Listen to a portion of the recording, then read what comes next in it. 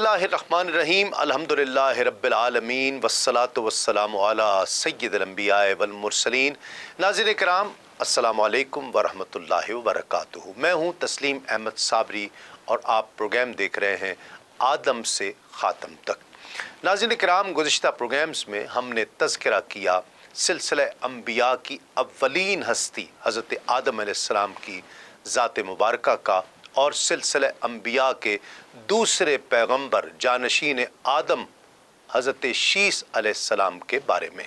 आज हम ज़िक्र करेंगे अल्लाह रब्बुल इज़्ज़त के उस आलीशान पैगंबर हज़रत इदरीस अलैहिस्सलाम के मुताल्लिक़ जिन्हें सबसे पहले अमली जिहाद का इज़्न दिया गया। और आज के प्रोग्राम में हम जानेंगे कि हज़रत इदरीस अलैहिस्सलाम कहाँ पैदा हुए और मुख्तलिफ़ ज़ुबानों में आपका इसम मुबारक क्या है, कुरान मजीद में आपका तज़किरा किन अल्फाज में किया गया और आपकी तालीमात क्या हैं, वो कौन कौन से उलूम थे जिनसे सबसे पहले आपने इंसानियत को बहरामंद फरमाया, आप अलैहिस्सलाम ने किस तरह दायमी ज़िंदगी हासिल की। नाज़रीन किराम, नबूवत बुनियादी तालीमात इलाहिया में से है। इस्लामी तालीमात में नबूवत को उसूल दीन में शुमार किया जाता है और इस पर एतक़ाद अव्वलीन शर्त है। नबूवत का मदार इल्म, अक्ल, कसब, इबादत और रियाज़त और मुजाहिदे पर नहीं है, बल्कि ये सरासर वहबी मनसब है जो खालिसतन अल्लाह रब्बुल इज़्ज़त की अता है और वो जिसे चाहता है इसके लिए मुंतखब फरमा लेता है। सूरतुल अनाम में अल्लाह रब्बुल इज़्ज़त ने इरशाद फरमाया, अल्लाहु आलमु हैसु यजअलु रिसालतहु, अल्लाह बेहतर जानता है कि पैगंबरी का काम किस से ले। हज़रत इदरीस अलैहिस्सलाम अल्लाह रब्बुल इज़्ज़त के तीसरे नबी थे जो हज़रत आदम अलैहिस्सलाम और हज़रत शीस अलैहिस्सलाम के बाद नबूवत के जलीलुल क़द्र मनसब पर फाइज हुए। आपकी विलादत इराक़ के शहर बाबुल में हुई जो इस वक्त कूफे के नाम से मशहूर है। कुछ मौर्रिख़ीन के मुताबिक आप मिस्र के शहर मिनफीस यानी मिनफ में पैदा हुए। आपका असल नाम अखनूख था, जबकि कुरान मजीद और अहादीस मुबारका में आपको इदरीस के नाम से पुकारा गया। आपको ये लक़ब इसलिए मिला क्योंकि दुनिया में आपने सबसे पहले लोगों को लिखने पढ़ने का दर्स दिया। इसी बिना पर लोग आपको इदरीस यानी दर्स देने वाला कहकर पुकारने लगे। बाइबल के मुताबिक आपका नाम ज़ूक था। आप हज़रत शीस अलैहिस्सलाम के बेटे अनूश की नस्ल से हैं। आपके वालिद का नाम यारुद, वालिदा का नाम बरकाना था और बीवी का नाम मुआदना था। आपका एक बेटा भी था जिसका नाम मतूशलख था। इमाम कुर्तबी इब्न अब्बास रज़ी अल्लाह ताला अन्हु से रिवायत करते हैं, इनका नाम अखनूख बिन यारुद बिन महलाइल बिन अनूश बिन कैनान बिन शीस बिन आदम अलैहिस्सलाम है। इमाम सुयूती आपका हुलिया मुबारक इस तरह बयान फरमाते हैं कि हज़रत इदरीस अलैहिस्सलाम गंदमी रंगत, मुनासिब कद, खूबसूरत चेहरा, चौड़ा और भरा हुआ सीना, मजबूत बाजू, सुरमई आँखें, सितवा नाक, बावकार गर्दन, शीरी मकाल, संजीदा और मतीन शख्सियत के हामिल थे। चलते हुए नज़रें नीची रखा करते। तफक्कुर आपका शियार था। इल्म व हिल्म में मुमताज़ थे। जबकि हज़रत समुरा रज़ी अल्लाह ताला अन्हु फरमाते हैं कि हज़रत इदरीस अलैहिस्सलाम का रंग सफ़ेद, कद लंबा और सीना चौड़ा था। आपके जिस्म मुबारक पर बाल कम और सर पर ज़्यादा थे। आप अलैहिस्सलाम के सीने मुबारक पर एक सफ़ेद निशान था जो बरस का नहीं था। हज़रत इदरीस अलैहिस्सलाम ने इब्तिदाई तालीम अपने जद्द अमजद हज़रत शीस अलैहिस्सलाम से हासिल की। तमद्दुन और माशरत के क़वानीन आप ही ने वज़ा किए हैं। कुरान मजीद में आप अलैहिस्सलाम का तज़किरा दो सूरतों में मौजूद है, जिनमें से एक सूरह मरियम और दूसरी सूरह अंबिया है। सूरह मरियम की आयत नंबर 56 और 57 में आप अलैहिस्सलाम के दो औसाफ सदाकत और नबूवत का जिक्र है और साथ ही आपको आसमान की तरफ اٹھانے کے واقعے کی طرف بھی اشارہ ہے۔ جبکہ سورہ انبیاء کی آیت 85 اور 86 میں حضرت اسماعیل اور حضرت ذوالکفل علیہ السلام کے ساتھ آپ علیہ السلام کو بھی صبر کرنے والا اور قرب الہی کے لائق بندوں میں شمار کیا گیا ہے۔ معارج النبوہ میں حضرت ادریس علیہ السلام کی طرف بعثت نبوت کا واقعہ اس طرح بیان کیا گیا ہے کہ حضرت شیس علیہ السلام کے سفر آخرت فرمانے کے بعد لوگ ایمان سے برگشتہ ہونے لگے۔ قابیل کی اولاد نے شیطان کے بہکاوے میں آ کر نکاح کا سلسلہ ختم کر دیا اور شدید برائیوں میں مبتلا ہو گئے۔ ایک دن آپ علیہ السلام نے اپنی قوم کے چند آدمیوں کو برائیوں سے بچنے کی تلقین کی اور اللہ رب العالمین کی عبادت کا درس دیا۔ ان سب لوگوں نے آپ کی تصدیق کی۔ اس طرح 7 آدمی اسی خدا شناسی میں آپ کے ہم نوا ہوئے۔ بڑھتے بڑھتے یہ تعداد 70 ہو گئی اور اس کے بعد 700 تک پہنچ گئی اور پھر 1000 ہو گئی۔ ایک مرتبہ حضرت ادریس علیہ السلام نے اپنی قوم کے لوگوں سے فرمایا کہ ان 1000 میں سے 100 منتخب اور باصلاحیت افراد میرے ساتھ آ جائیں۔ ان 100 افراد میں سے آپ نے 70 منتخب فرمائے اور پھر ان 70 میں سے صرف 10 کا انتخاب کیا اور 10 میں سے بھی صرف 7 منتخب افراد کو ساتھ لے کر آپ آبادی سے باہر تشریف لائے اور ان سے فرمایا کہ میں بارگاہ الہی میں دعا کرتا ہوں، تم سب آمین کہنا تاکہ اللہ رب العزت مجھے عبادت کا صحیح طریقہ تعلیم فرما دے۔ ان حضرات نے جنگل میں آ کر اپنے ہاتھ زمین پر رکھ کر پھیلا دیے اور اس وقت تک دعائیں کرتے رہے جب تک وہ بارگاہ ایزدی میں مستجاب نہ ہو گئیں۔ اللہ رب العزت نے 30 صحیفے نازل فرمائے جن میں احکام الہی لکھے ہوئے تھے۔ امام خازن لکھتے ہیں کہ سب سے پہلے آپ علیہ السلام نے ہی قلم سے لکھا۔ حضرت ابو ذر رضی اللہ تعالیٰ عنہ سے مروی ہے کہ نبی کریم صلی اللہ علیہ وآلہ وسلم نے ارشاد فرمایا، سب سے پہلے جس نے قلم سے لکھا وہ حضرت ادریس علیہ السلام ہے۔ اس سے معلوم ہوا کہ قلم سے لکھنا سنت انبیاء ہے۔ قرآن مجید اور احادیث مبارکہ میں بھی قلم اور اس کی کتابت کی اہمیت کو اجاگر کیا گیا ہے۔ چنانچہ ایک مقام پر ارشاد باری تعالی ہے، اقرا وربک الاکرم الذی علم بالقلم، پڑھو اور تمہارا رب ہی سب سے بڑا کریم ہے جس نے قلم سے لکھنا سکھایا۔ دوسرے مقام پر ارشاد باری تعالی ہے، نون والقلم وما یسطرون، قلم اور اس کی قسم جو لکھتے ہیں۔ مستدرک حاکم میں حضرت عبداللہ بن عمر رضی اللہ تعالی عنہما سے روایت ہے کہ حضور نبی اکرم صلی اللہ علیہ وآلہ وسلم نے فرمایا، علم کو قید کر لو۔ میں نے عرض کی، اسے قید کرنا کیا ہے؟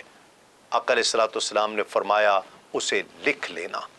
ترمذی میں روایت ہے کہ حضرت ابو ہریرہ رضی اللہ تعالیٰ عنہ بیان فرماتے ہیں کہ حضور نبی اکرم صلی اللہ علیہ وآلہ وسلم نے ایک خطبے میں دوران گفتگو ایک واقعہ بیان کیا جس کے اختتام پر ایک یمنی ابو شاہ نے عرض کی، یا رسول اللہ، یہ واقعہ مجھے لکھ دیجئے۔ آپ صلی اللہ علیہ وآلہ وسلم نے ارشاد فرمایا، ابو شاہ کو لکھ کر دے دو۔ امام سیوطی رحمۃ اللہ علیہ لکھتے ہیں کہ حضرت ادریس علیہ السلام نے ہی پہلی مرتبہ علم نجوم کے قواعد و قوانین مرتب فرمائے۔ بہار شریعت میں ہے کہ اگر علم نجوم سے مقصود یہ ہے کہ اس کے ذریعے ماہ و سال، اوقات صلات، سمتوں اور موسموں کی اقسام کا حال معلوم کیا جائے اور زکوٰۃ و حج کے اوقات کو جانا جائے تو یہ جائز ہے، اور اگر علم نجوم کے ذریعے سے آنے والے حوادث کو معلوم کیا جائے، غیبی امور بتانے کے لیے استعمال کیا جائے اور ستاروں کی گردش کے دنیا پر اثرات ظاہر کرنے کے لیے حاصل کیا جائے تو یہ ممنوع ہے۔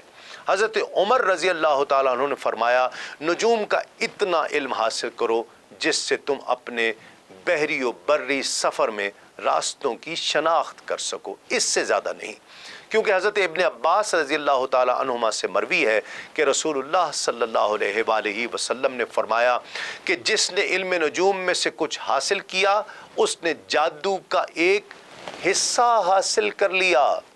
اب जितना ज़्यादा हासिल करेगा गोया उतना ही ज़्यादा जादू हासिल करेगा। इल्म नजूम अगरचे आसमानी इल्म है जो हज़रत इदरीस अलैहिस्सलाम को दिया गया था और वो उनका जुज़्व था, उसमें गुमान और अंदाज़े या हिसाबियात को दखल नहीं था। वो एक रूहानी क़ुव्वत थी जो मिन जानिब अल्लाह अता की गई थी। वो इल्म बाकी ना रहा। बाद में लोगों ने गुमान और अंदाज़े और हिसाबियात से काम लेना शुरू कर दिया और सितारों के असरात को मुअस्सर बिज़ात मान लिया, जो इस्लामी तालीमात के क़तन मुनाफी है। इमाम सुयूती रहमतुल्लाह अलैह के मुताबिक सबसे पहले इल्म रमल भी हज़रत इदरीस अलैहिस्सलाम ने इस्तेमाल फरमाया। नाज़रीन किराम, रमल वो इल्म है जिसमें ख़ुतूत और नुक्तों की अशकाल के ज़रिए आइंदा पेश आने वाले हालात व वाक़यात दरियाफ़्त किए जाते हैं। हमारे लिए ये इल्म सीखना हराम है। काजी अयाज बिन मूसा मालिकी रहमतुल्लाह अलैह लिखते हैं, ये वो ख़ुतूत हैं जिनको नजूमी खींचते थे और अब लोगों ने इनको तर्क कर दिया है। नजूमी नर्म ज़मीन पर जल्दी जल्दी ख़ुतूत खींचता ताकि उनको गिना ना जा सके, फिर वापस आकर दो दो ख़त मिटाता। अगर दो ख़त बाकी रह जाते तो ये कामयाबी की अलामत थी, और अगर एक ख़त बाकी रह जाता तो ये नाकामी की अलामत थी। मक्की ने इसकी तफसीर में बयान किया है कि वो नबी अपनी अंगुश्ते शहादत और अंगुश्ते वस्ती से रेत पर ख़त खींचते थे। अब उनकी नबूवत मुनक़ता हो चुकी है, इसलिए अब ये जायज़ नहीं है। हज़रत इब्न अब्बास रज़ी अल्लाह ताला अन्हु के ज़ाहिर कौल का मानी भी ये है कि हमारी शरीयत में ये मनसूख है। मुल्ला अली क़ारी के मुताबिक रसूल अकरम सल्लल्लाहु अलैहि वसल्लम ने जिस नबी का ज़िक्र किया है वो हज़रत इदरीस या दानियाल थे।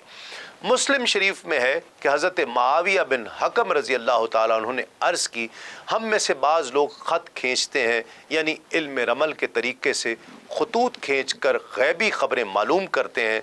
उनका ये अमल इस्लामी शरीयत की रूह से जायज़ है या नहीं? इरशाद फरमाया, अंबिया किराम अलैहिस्सलाम में से एक नबी ख़त खींचते थे तो जिसकी लकीर उनके ख़त के मुवाफ़िक हो तो वो दुरुस्त है।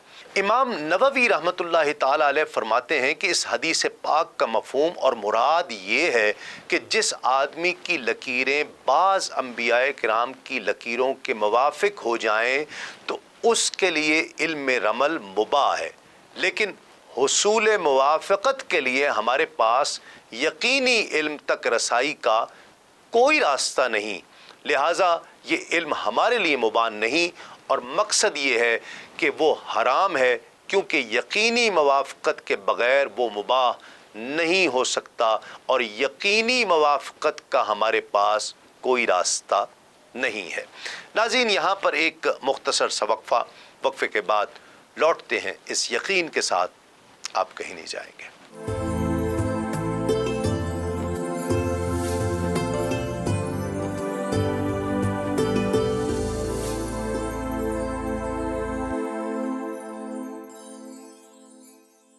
नाज़रीन, खुश आमदेद। आप प्रोग्राम देख रहे हैं आदम से ख़ातम तक। तस्लीम साबरी के साथ ज़िक्र हो रहा है हज़रत इदरीस अलैहिस्सलाम का। अल्लामा इब्न कसीर रहमतुल्लाह अलैह लिखते हैं कि सिले हुए कपड़े पहनने की इब्तिदा भी हज़रत इदरीस अलैहिस्सलाम से ही हुई है। इससे पहले लोग जानवरों की खालें पहना करते थे। दुनिया की पहली सुई आप ही ने ईजाद की। सबसे पहले हथियार बनाने वाले, तराजू और पैमाने कायम करने वाले भी आप ही हैं। हज़रत अब्दुल्ला बिन अब्बास रज़ी अल्लाह ताला अन्हुमा से रिवायत है कि हज़रत इदरीस अलैहिस्सलाम कपड़े सिलाई किया करते और हर टांके पर सुभान अल्लाह कहा करते थे। जब शाम होती तो उस वक्त तक रूए ज़मीन पर कोई भी शख्स अमल के लिहाज से आपसे अफजल ना होता था। हज़रत इदरीस अलैहिस्सलाम हज़रत आदम के 500 साल बाद इस दुनिया में तशरीफ़ लाए। आप हज़रत आदम अलैहिस्सलाम के दीन के पैरोकार, नहायत इबादत गुज़ार, मुत्तकी, परहेज़गार और इंतहाई सच्चे इंसान थे। आपसे पहले हज़रत शीस अलैहिस्सलाम नबूवत के मनसब पर सरफराज थे। अल्लाह रब्बुल इज़्ज़त ने आप पर 30 صحائف نازل فرمائے۔ تاریخ طبری کے مطابق بعض لوگوں کا خیال ہے کہ اللہ رب العزت نے ادریس کو اپنے زمانے میں تمام روئے زمین کے لیے نبی بنا کر بھیجا، اور اللہ رب العزت نے انہیں 2 ماضیوں کا علم عطا کیا، اور یہ اللہ کی جانب سے ان کے لیے بطور کرم 30 صحیفوں پر زیادتی تھی۔ حضرت ادریس علیہ السلام نے جو شریعت پیش کی اس کے مطابق پرستش کے لائق ہستی وہی ہے جس نے آسمانوں اور زمین کو پیدا کیا ہے۔ نیک اعمال سکون آشنا زندگی سے ہمکنار کرتے ہیں۔ مادی دنیا اور اس سے تعلق رکھنے والی ہر شے عارضی اور فنا ہونے والی ہے۔ عدل و انصاف اور قانون کی پاسداری سے معاشرے سے منفی طرزیں ختم ہو جاتی ہیں۔ غور و فکر اور شرعی احکامات پر عمل کرنے سے بہترین نتائج مرتب ہوتے ہیں۔ حرام مال سے دل زنگ آلود ہو جاتے ہیں، اس سے اجتناب کرنا چاہیے۔ طہارت و پاکیزگی کا اہتمام ایمان کا حصہ ہے۔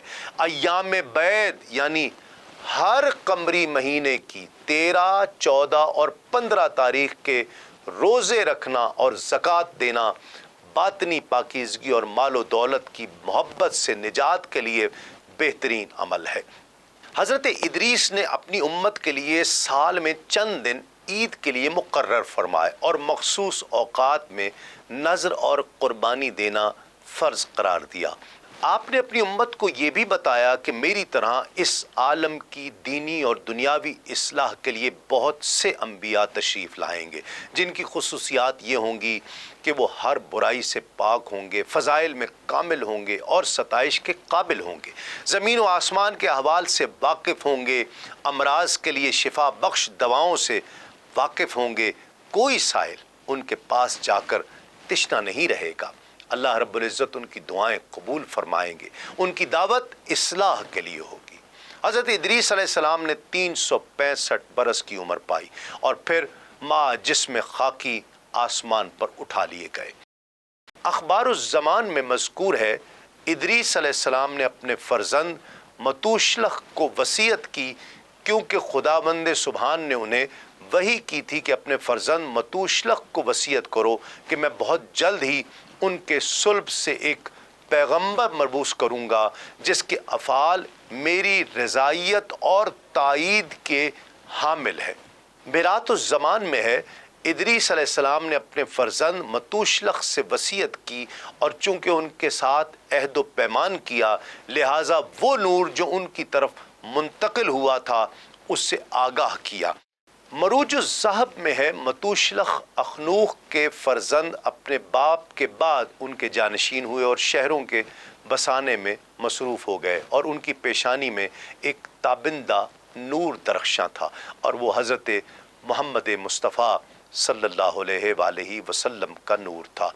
تاریخ طبری میں لکھا ہے اخنوخ نے اس متوشلح کو فرمان خداوندی کے مطابق اپنی جانشینی کے لیے انتخاب کیا، اور دنیا سے رحلت کرنے سے قبل ان سے اور ان کے اہل و عیال سے لازم وصیت فرمائی اور انہیں آگاہ کیا کہ خداوند عالم بہت جلد ہی قابلیوں اور جو ان کے ساتھ ہیں یا ان کے دوستوں اور ان پر عذاب نازل کرے گا، اور انہیں ان کے ساتھ خلط ملط ہونے سے منع کیا۔ تاریخ طبری اور اخبار الزمان میں مذکور ہے جب متوشلح کی موت کا وقت قریب آیا تو اپنے بیٹے لمک کو جو نوح کے والد تھے وصیت کی اور ان سے عہد لیا، اور حضرت ادریس علیہ السلام پیغمبر کی مہر کردہ کتابیں اور صحیفے ان کے حوالے کیے۔ اس طرح سے وصیت ان تک منتقل ہوئی۔ امام ابن جریر نے مجاہد اور حضرت ابو سعید خدری رضی اللہ تعالیٰ عنہ سے روایت کیا ہے کہ حضرت ادریس علیہ السلام چوتھے آسمان میں ہیں۔ حضرت انس اور قتادہ سے بھی یہی روایت ہے، اور صحیح بخاری اور صحیح مسلم میں بھی اسی طرح ہے۔ حضرت ادریس علیہ السلام کے آسمانوں پر اٹھائے جانے اور ان کو ملنے والی نعمتوں کا تذکرہ سورہ مریم میں یوں بیان کیا گیا ہے: وَاذْكُرْ فِي الْكِتَابِ إِدْرِيسَ إِنَّهُ كَانَ صِدِّيقًا نَبِيًّا وَرَفَعْنَاهُ مَكَانًا عَلِيًّا أُولَٰئِكَ الَّذِينَ أَنْعَمَ اللَّهُ عَلَيْهِمْ مِنَ النَّبِيِّينَ مِنْ ذُرِّيَّةِ آدَمَ۔ اور کتاب میں ادریس کو یاد کرو، بے شک وہ بہت ہی سچا نبی تھا اور ہم نے اسے ایک بلند مکان پر اٹھا لیا۔ یہ وہ انبیاء ہیں جن پر اللہ نے احسان کیا، جو آدم کی اولاد میں سے ہیں۔ بخاری و مسلم کی حدیث میں ہے کہ حضور نبی اکرم صلی اللہ علیہ وآلہ وسلم نے شب معراج حضرت ادریس علیہ السلام کو چوتھے آسمان پر دیکھا۔ سورہ مریم کی آیت وَرَفَعْنَاهُ مَكَانًا عَلِيًّا کے مطابق حضرت ادریس علیہ السلام کو اللہ رب العزت نے بلند مقام پر اٹھا لیا تھا۔ بعض مفسرین نے اس سے مراد جنت لیا ہے، بعض کے نزدیک اس سے مراد دنیا میں بلند مرتبہ حاصل ہونا ہے، اور بعض کے نزدیک اس سے مراد حضرت ادریس علیہ السلام کو چوتھے آسمان کی طرف اٹھایا جانا ہے۔ تفسیر کی کتابوں میں اس بارے میں کچھ روایات کا ذکر ہوا ہے۔ امام طبری کی ایک روایت کے مطابق ایک مرتبہ حضرت ادریس علیہ السلام دن بھر سفر میں رہے، دھوپ کی تیزی اور تپش سے آپ نے بہت تکلیف محسوس کی۔ آپ نے اللہ رب العزت سے یہ دعا مانگی، اے اللہ سورج کی تپش ہلکی کر دے اور اس کو چلانے والے فرشتے کا بوجھ بھی کم کر دے۔ اللہ رب العزت نے آپ کی دعا قبول فرمائی۔ اگلی صبح آفتابی فرشتے نے خلاف معمول گرمی کی شدت میں واضح کمی محسوس کی۔ اس نے اللہ رب العزت سے اس بارے میں دریافت کیا تو اسے جواب ملا، میرے بندے ادریس نے سورج کی حدت میں کمی اور تمہارا بوجھ ہلکا کرنے کی درخواست کی تھی اور میں نے اس کی درخواست منظور فرما لی۔ ناظرین، یہاں ایک مختصر سا وقفے کے بعد لوٹتے ہیں اس یقین کے ساتھ آپ کہیں نہیں جائیں گے۔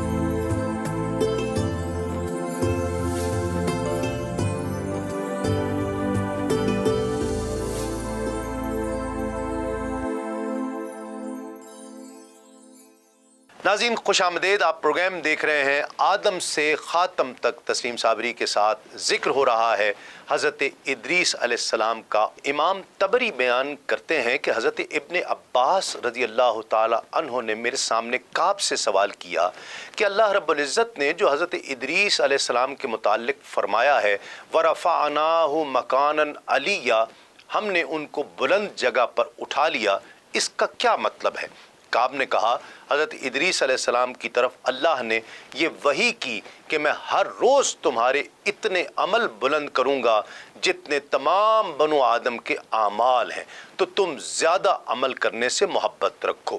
پھر فرشتوں میں سے حضرت ادریس علیہ السلام کے ایک دوست ان کے پاس آئے تو حضرت ادریس علیہ السلام نے ان کو بتایا کہ اللہ رب العزت نے ان کی طرف اس طرح کی وحی کی ہے، تو تم ملک الموت سے کہو کہ وہ میری روح قبض کرنے کو مؤخر کر دے تاکہ میں اور زیادہ عمل کروں۔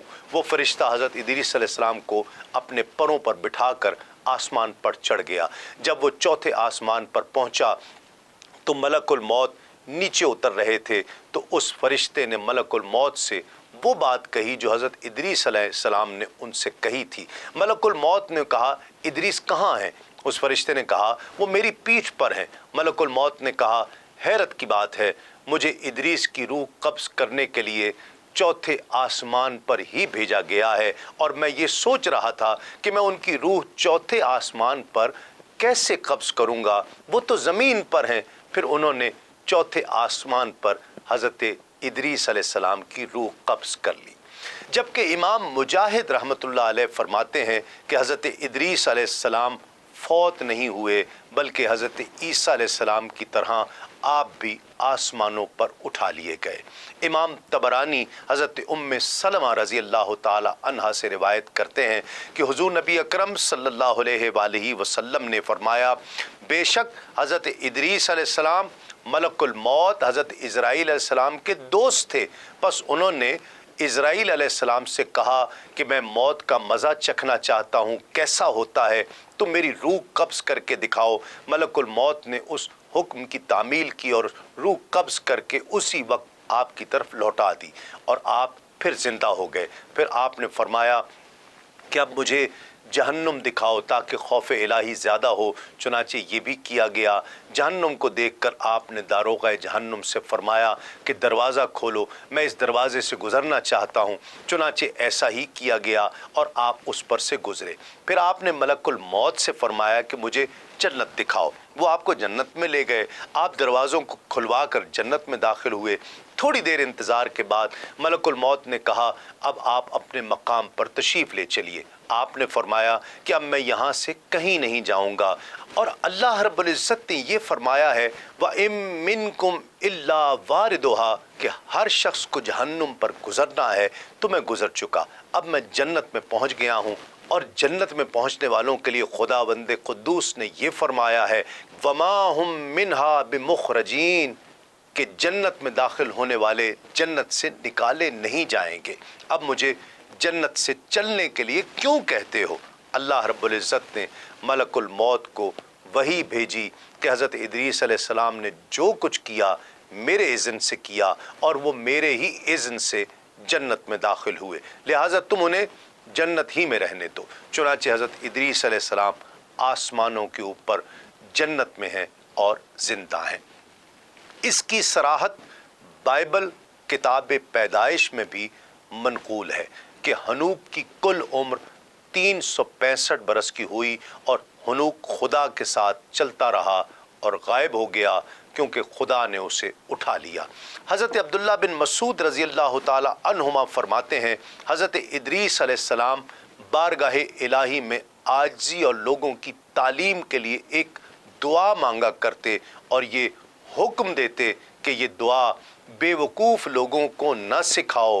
वो दुआ ये थी, ए बड़ी शान व शौकत वाले, ए बड़े फजल वाले, तेरे सिवा कोई माबूद नहीं, तू परेशान हालों का मददगार, पनाह के तलबगारों को पनाह देने वाला और डरने वालों को उनसीयत बख्शने वाला है।